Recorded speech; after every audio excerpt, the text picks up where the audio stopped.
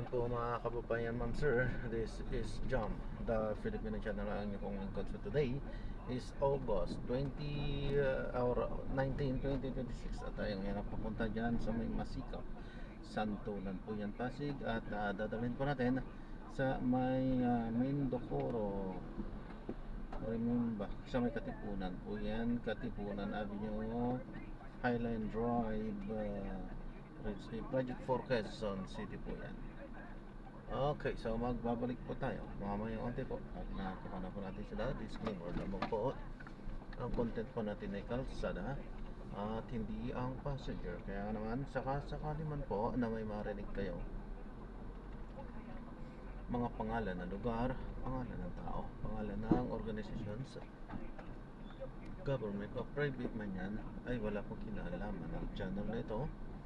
At wala pong pinapatungkulan. Lahat po ng pinag-uusapan dito ay pawang dito naman po yan sa loob. At wala pong pinapatungkulan sa labas. Magbabalik po tayo mamaya konti pag nakuha na po natin sila.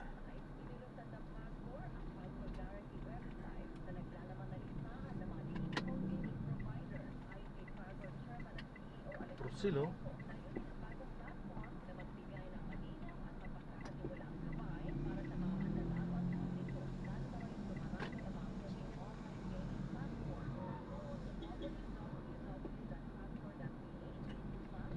Ano naman, ano ba yan?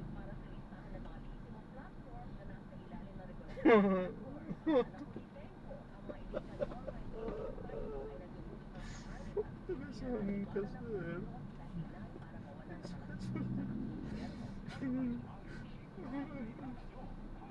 Ngayon po ba kayo nakakita dyan, sir? Sinundo niyo po ba?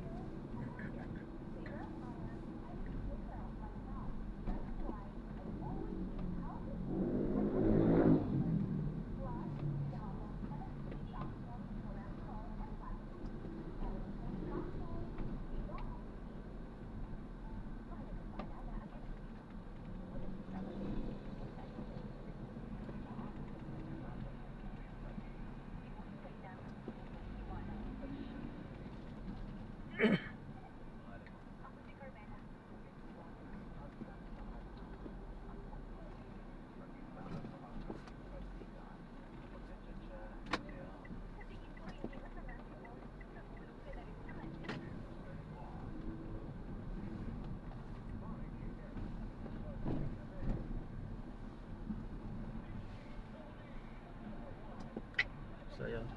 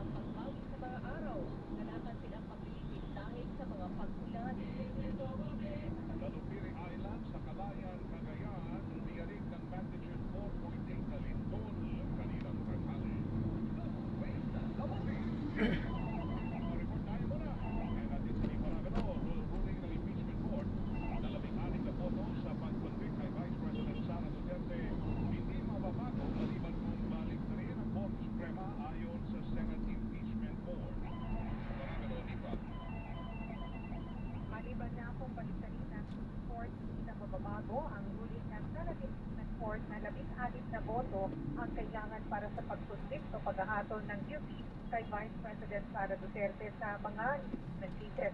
Tugon yan, ni Senate Impeachment Court spokesperson, Attorney Reginald Tungkol, na sinabi ni Attorney Benjamin Tolosa Jr., spokesperson ng House Prosecution Panel, na reasonable na isipin na pwede baguhin ng impeachment court ang conviction threshold dahil absent ang ilang senador sa impeachment trial.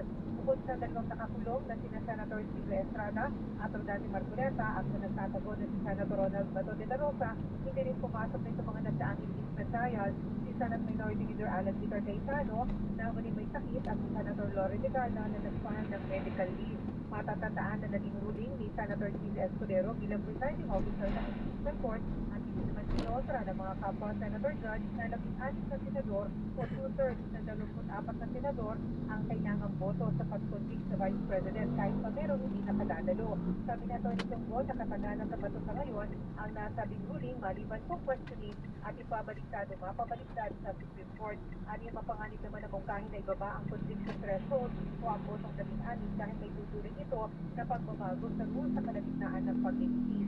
Sa bukod namang panayam ngayon, dito sa Senado, sabi ni Senator George Bongo, klarong 16 ang kailangang boto sa pag-convict kay Vice President Sara Duterte dahil tutos sa Constitution at Sudanib ang naging ruling ng impeachment court. Samantala dito sa Pasig area, sabi ng Senador, pag-gusto ang ampon, sa mga sandali dito naman, isil yung ampon. Ako si Nimpa, Lara Gutierrez, Operadio DCWB, Balitang Ito. The Vice President on trial. Si Vice President Sara Duterte naman ang prosecution, kapwa daw po nais mapabilis ang impeachment trial ayon kay House Prosecutor Terry Ridon. Isa Avendaña Umali, Isa. Pareho ang hangarin o naisin ni Vice President Sara Duterte at ang House Prosecution Panel na maging mabilis ang proseso ng paglilitis sa Senate Impeachment Court. Ito ang sinabi ni House Prosecutor at Bicol sa Reporters Representative Terry Ridon bilang tugon sa pahayag ni Vice President Duterte na naway mapabilis na ang impeachment trial niya. Ay ganito, gusto rin naman ng prosecution na mapabilis ang usad ng paglilitis. Kaya naman, isikapin ng prosecution na maisalang ang lahat ng mga ebidensya at testigo sa pinakamaaga at pinakamabilis na panahon. Ito ay para makapagsalang na rin ang defense team ni Duterte ng kanilang mga ebidensya at saksi at sa dulo ay makapagbigay na ng hatol ang impeachment court. Ang impeachment trial ay nakaabot na sa day 16 pero ilang beses niya nakansila yung paglilitis dahil sa masamang panahon. Samantala sa ating bantay panahon, wala kaming nadaan ng lugar na may baha dahil sa Araneta Avenue pati ilang lugar sa Del Monte sa Quezon City. Nasa MacArthur Highway namin naman kami ngayon dito sa Valenzuela, abon lamang yung nararanasan at wala rin namang baha. Pero kahirap sa mga motorista yung lubak-lubak na kalsada at may mga lubak na malalim na. Ako si Sawendanyo Malik ng GMA sa Radio DCWB, Balitang Totoo. DCWB, Bantay, Baha. Nararanasan pagbaha sa Metro Manila dahil sa habagat mas mabilis nang humuhupa kumpara noon. Ayon yan kay Pangulong Bongbong Marcos, Luisito Santos. Helay, Baso. Mas mabilis pa man humupa ang mga baha dito sa Metro Manila kung ikukumpara noon. Itong iniulat ni Pangulong Bongbong Marcos matapos sa direktong situation briefing sa kanya sa tanggapan ng DA sa Pasig City ngayong hapon para na inspeksyonin at alamin ang sitwasyon ng lugar sa Metro Manila dahil sa epekto ng tuloy-tuloy na pagulan dahil sa habagat. Ay kay Pangulong Marcos, kung dati ay 2 hanggang 3 araw bago pa humupa ang baha dito sa Metro Manila, ngayon isang araw na lamang. Sinabi ng Pangulo na epekto ito ng mga dredging operation at mas pinalaking mga drainage system. Sa report na ipinarating sa Pangulo, ay nabatid na umabot sa 201 millimeters na ulan ang bumagsak sa Metro Manila kamakailan sa loob lamang ng 5 oras. At tumbas mo na yan ng 44% na walang naranasan sa loob ng 24 oras ng bagyong Ondoy o katumbas ng 50,000 sa Olympic-sized swimming pool. Sinabi ni Pangulong Marcos na ang naranasang mga pag-ulan na ito at pagbaha ay epekto na ng climate change na ito lang nagiging bahagi na ng new normal. Samantala, sa ngayon ay may ilang mga lugar pa rin sa NCR ang baha pa rin, pero mas nabawasan na raw yan kay kumpara dati na umaabot ang taas ng baha ng halos 2 palapag na bahay. Samantala, sa lagay naman ng panahon ay wala na tayong naranasan malakas na pag-ulan pero makulitin pa rin. Particular na dito sa Megaba ng Ross Boulevard sa Luzon ng Maynila.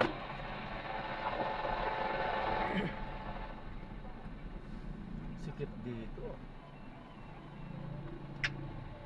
ba yan?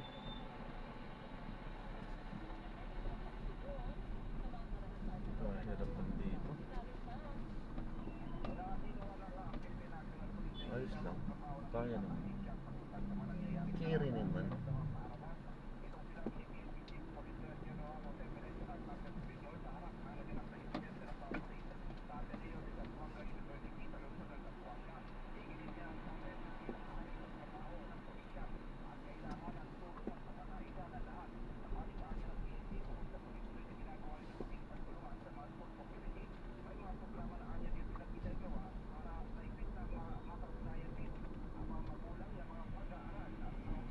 Layo.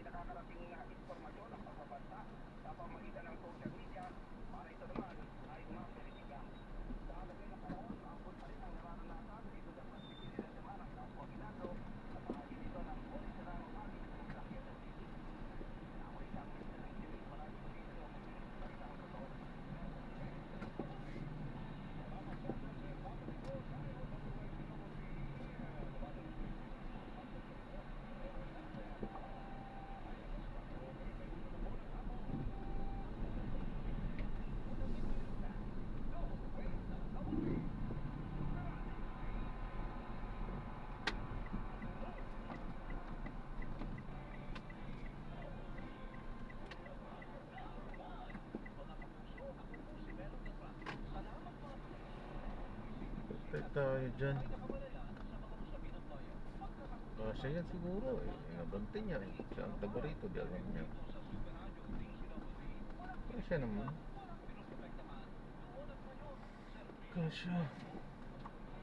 442.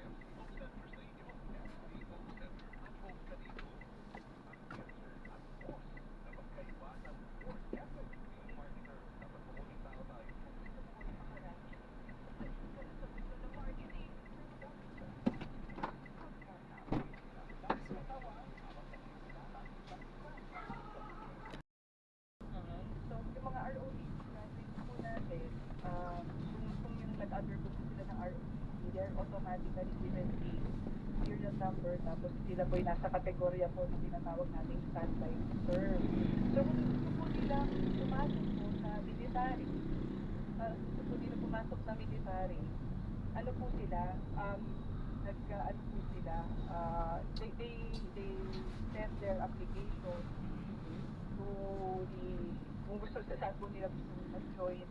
And then, if that na pumapasok na po sila sa kategorya ng active reserve, kumbaga na-activate po yung kanilang Ma'am, service. kung example, Colonel, ako pala pwedeng si ROTC graduate. Yes, sir. Pwede Opo. ako mag-apply muna para Opo, maging sir. active Opo. reserve. Ano ba ang kanay training?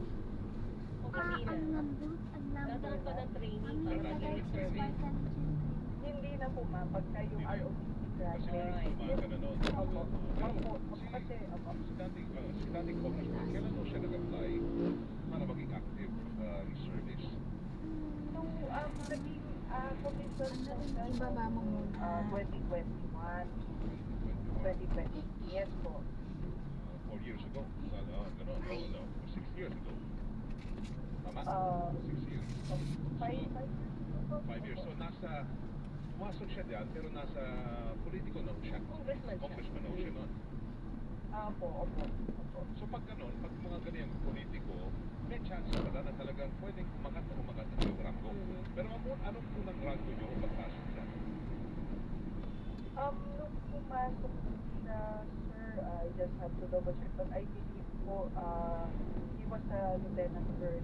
Kasi, Meron din po kasing karampatang ano rin po yan eh, like if meron nga po katungkulan sa gobyerno, meron din po siya mga yung karampatang level din po. So, when po pumasok siya, I just want to double check ng Major or Lieutenant Colonel. So, ganito ako naman ang punto ko ganito, Colonel Basco. Hindi ba para mas nagiging bibigyan natin ng award, medalya, ribbon sa mga reservists? Hindi ko minamanate yung mga reservists. Ito po ay legit na tanong. Dahil madaling ibigay. Halimbawa, okay lang yung mga artista, gusto natin yun kasi nagiging modelo sila eh. Nakakahikayat sila na pag maging reservist. I think kaya tumanggap din ng ganyan ng AFP para yung mga ordinary citizens, nahikayat sila na sila pwede silang gayahin. Correct, oo, totoo yan. Oo, pero iba yung klase ni Senator Lore Ligara, to be fair sa kanya, nag-graduate yun ng National Defense College.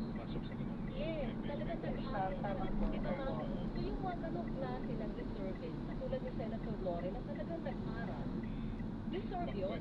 Correct, di ba nga? So ang tingnan ko, baka hindi pa masyadong maluwag yung pagbibigay natin na ganito mga medalya or awards. Kasi baka na-diminish yung kalidad o yung dahilan, yung pagiging noble na pagbibigay po ng mga ganitong parangal. Ito naman po kasi mga awards na binibigay natin, ma'am, these are all recommendatory po. So, ito nga po yung nanggaling po sa mga iba't ibang units. And ito po is sinasubject din po for approval. So, ayun nga po, yung mga recommending authorities din po ang these are all recommended. And kapag ito nga po yung dumaan po sa awards and decorations board and approve po siya, then that's the time po na ito po yung pinedesto pagka lumabas na po yung order. Pero ito ba yung normal na binibigay ko ninyo talaga kahit dun sa mga yan, politiko, civilian, meron talaga umaabot ang Brigadier General ang rango kahit active reservist? Sa lahat ba ng mga service ng AFP may Brigadier General or reservist? Yes, ma'am, meron po. Meron po, ma'am. So hindi lang itong si dating congressman ng Brigadier General ang status kahit na ho siya ay reservist. Yes po, yes. Gaano karami yun, Colonel, kung meron na kayong bilang? Ayun lang po, sir. Apologies, I don't have the information right now. Opo. But meron po yung kasi po, ayun nga po yung dinidictate nga po na kapag po sila po, magkukuman po sila ng wing. Kasi ito po, sa the Air Force side po, medyo malaki po yung hawak po niya eh. No? So, northern Luzon po na area. Kailangan po ay medyo mataas po yung posisyon, wing commander. Kagaya po sa atin dito sa service, yung mga wing commanders minimum rank po sa Brigadier General. So, equipo po alam sila ng halaman on this matter at magiging kung ano man mga kailangan mo dyan sa magiging wing commander. Baka naman daw kasi tanong sa HMI for namin dahil dating congress na tinuna ang AFP modernization. Gradually, halimbawa sa Air Force, okay na binigyan na offer. Hindi naman po gano'n nangyari kay Congressman Romero. Yes. Yes, ma'am. Hindi naman po, ma'am. Ayun po, as a service naman po, sa katunayan na po, ma'am, is nag-undergo naman po siya yung sa commissional appointment with regards to the recommendation po ng kanyang promotion. Wala akong pagbawi ang gagawin ng English kahit na may mga ganitong mga momento na may mga, yung mga dating inanan, may mga naglabas na kanila may observasyon na meron hindi tama. Wala akong pagbawi na sa mga ganitong ibinibigay na klase ng promotion. Sa ganyan pong aspeto, sir, hindi lang po talaga po pag-komento, but as far as we're concerned po kasi, sir, once is approved by the Commission of Appointments, ito na po talaga yung estado po ng ating mga both reservists and active forces. Basta pinatindigin nyo lang ba ang Colonel Basco, di ba kasama proseso, hindi nagkaroon ng politics dito sa pagbibigay sa kanya ng maraming mga awards. Kasi parang nakakabulat nga naman, ang dami talaga niya, ma'am eh. Di ba? Ilang beses ba magbigay ng award para makuha may isang lapat na gano'n? Brigadier General. Oo.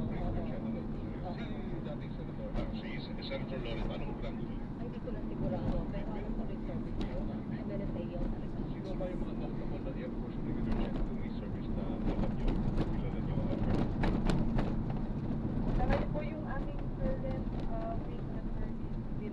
nung ibang base, hindi ko na po memorize yung name nila na po.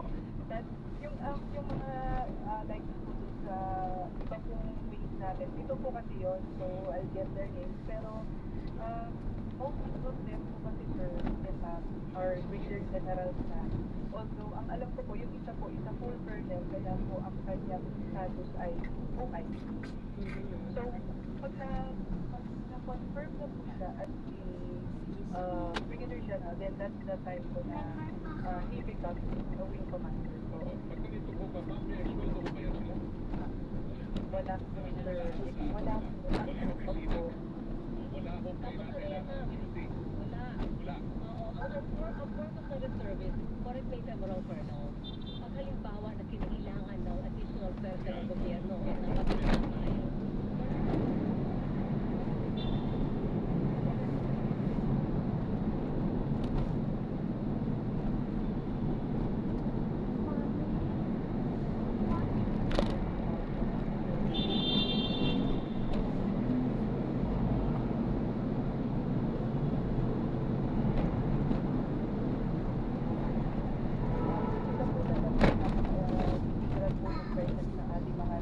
Kasi usually sila po yung nauuna and sila po yung nag-o-observe pagdating po dun sa mga rescue and relief efforts po natin. Pag service na kailangan bago na magpalipad aeroplano. So, wing commander pa lang. Di ba? Not necessarily, ma'am, but with the cases po na mga halimbawa kung pumasok kayo sa service and then you're already a pilot, that factor po yun maganda po sana. But it doesn't mean na kailangan yung magpalipad sila.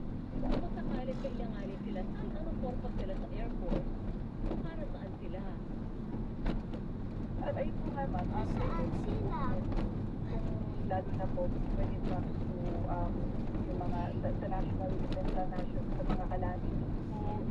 Actually, mga service po natin, kapag tayo ina-activate sila, talagang nag-perform po sila, they are called to active. So, tumutulong po sila sa mga military operations. Pero usually po, kasama po natin sila dun sa left range. Ay, dito na pala yan, no? Automatic tayo mga. Yung kumbaga, nasa forefront po talaga ng military operations are the Starbucks? active. And then, mga service, yung sila po yung mga, halimbawa, sumasalba ng mga victims, yung mga, yung even po yung bagay po tulong nila, ganun po. Although, Ay, wala palang, wala bang labasan doon? Wala pala. Kaya pala atrasan. napakalaking battle po ng Sige, kanilang ingat po. resistance po sa atin. Wait lang po. Wait lang. Sige, ingat. God bless. Yung mga ibang referees po natin, talaga po, they really took apart kahit sinabihan na po sila na, sir, huwag na po kayo sumama. Ayan, so na-drop na natin sila. Maraming salamat po sa panonood. We're really Hanggang sa muli po, ingat at God bless. Paalam po muna. Pansamantala at tayo ay gagawa ng ibang video. Salamat sa inyong mga reservists. Sa ating susunod na misyon. Paalam po muna pansamantala. This is Jam, the Filipino channel, ang inyo pong lingkod. Paalam po. Pagkilala. Diba? Ma'am, salamat po ah. Thank you po. yes, ma'am. Opo, magandang hapon po. Mag-ingat po tayo lahat. Excellent po. Si Colonel Maria Cristina Basco, tagapagsalita ng Philippine Air Force.